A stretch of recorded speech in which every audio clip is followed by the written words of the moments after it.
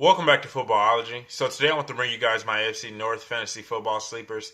Now for like this whole entire offseason, this has probably been the most talked about division with the Cleveland Browns and all their new additions and what that offense can project to be. The Pittsburgh Steelers and all the drama that's going on with them and Ben Roethlisberger, Antonio Brown, Le'Veon Bell. Can Juju live up to the hype of being the number one receiver? And then we had the Cincinnati Bengals with their complete roster or I'm going to say coaching staff turnover and what this team can possibly be now that Marvin Lewis isn't there anymore. And then the Baltimore Ravens, can that offense actually take the next step to actually carry this team? Not so much carry this team, but just not be the dead weight and help this defense move to the next level. Then they can move deep into the playoffs.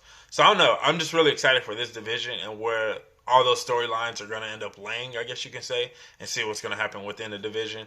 But without further ado, let's get into these fantasy sleepers. To kick off the AFC North, I have the Baltimore Ravens and Mark Ingram. Now, Mark Ingram technically isn't a sleeper. A lot of guys are projecting him to be an RB1 just because of the way the Baltimore Ravens offense is going to run this year. But what he is a draft strategy token. And what I mean by that is a lot of guys are taking their receivers at the top of their draft, and he gives you that flexibility to then come back around in the 4th, 5th round and possibly get an RB1. RB2 is where he's probably going to land, but it gives you that flexibility to then go get your high-powered wide receiver and then come back around and still get a viable running back that can still give you that, solid 15 to almost 20 points a week.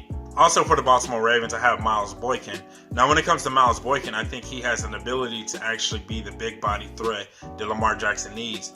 It's something similar to what Cam Newton went through in Carolina when they started to bring in all those big body receivers.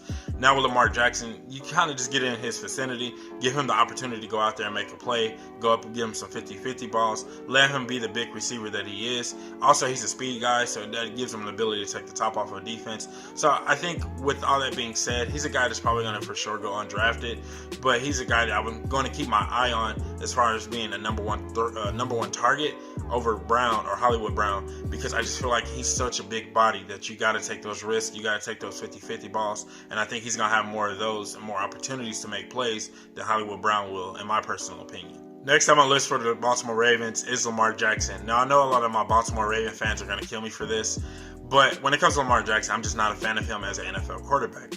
But when it comes to fantasy, somebody brought this to my attention.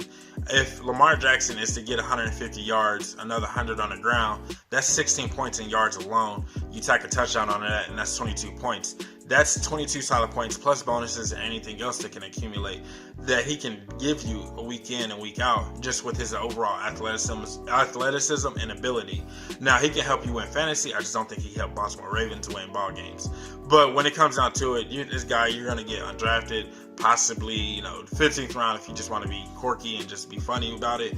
But I know a lot of leagues out there run 2 quarterbacks, so that's another option as well. I think Lamar Jackson is a viable fantasy quarterback, but just not a viable NFL quarterback.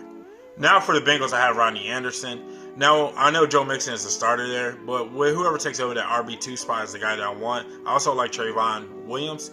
I like him a lot. I feel like he has a lot of upside as well. But Anderson is taking snaps with the ones. He's shown that he's probably going to get the RB2 spot, in my personal opinion.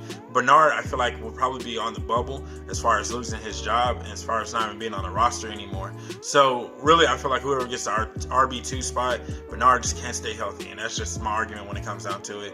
Anderson has shown flashes throughout the preseason of being that kind of go-to running back. So did Williams. So I feel like they got 2 young guys behind Mixon that they can run with and move on from Bernard. Anderson is the guy that I personally feel like is going to wind up running the RB2 spot there. And then when it comes to drafting, obviously you're not going to draft him, but he's a guy that you can look for as far as daily goes, a guy that can possibly be a flex option. We know Joe Mixon's probably not going to hold up for a whole 16-game season. I mean, I'm not knocking, like trying to jinx him or anything, but what I'm saying is that in today's league, having 2 running backs is just as viable as having one good one. And so you need those 2 running backs. You need those 2 guys that can tote the rock on a consistent basis and do some of the similar things. And I feel like Anderson gives them some of the similar things that Mix can do, so their offense doesn't miss a beat. Now, when it comes to the Cleveland Browns, we're kind of expecting that, Odell Beckham's going to do Odell Beckham things. Jarvis Landry's going to do Jarvis Landry things. And we got Nick Chubb and Kareem Hunt possibly coming back off of suspension.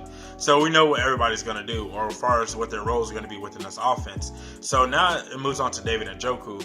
When it comes to him, he's a mismatch nightmare as far as like tight ends go. He's a 6'5" dude that can just do whatever he wants, honestly. But I think this is going to be his year to actually grow into the position and be that dominant tight end end that they need to open up the field for a guy like Jarvis Landry, to open up the field for a guy like Odell Beckham. His job, I think that he has probably one of the most important jobs, or second, behind Baker Mayfield on the field, as far as opening up this offense and letting this offense just breathe and fly high like it's supposed to, and like a lot of people are expecting it to. So David Njoku is a guy, once again, you're going to get late, you don't have to worry about anything, and he's just going to be a guy that you're going to want on your roster, I think, come mid to late season. I think he's going to definitely finally find his role and grow into something and be an actual legit tight end starter week in and week out. Next up, I have Benny Snell. Now, when it comes to the Pittsburgh Steelers running back situation, a lot of people want Jalen Samuels over really James Conner in some situations I've seen. They like him better as a flex option, a guy that you don't have to worry about stressing about. That is with Jalen Samuels.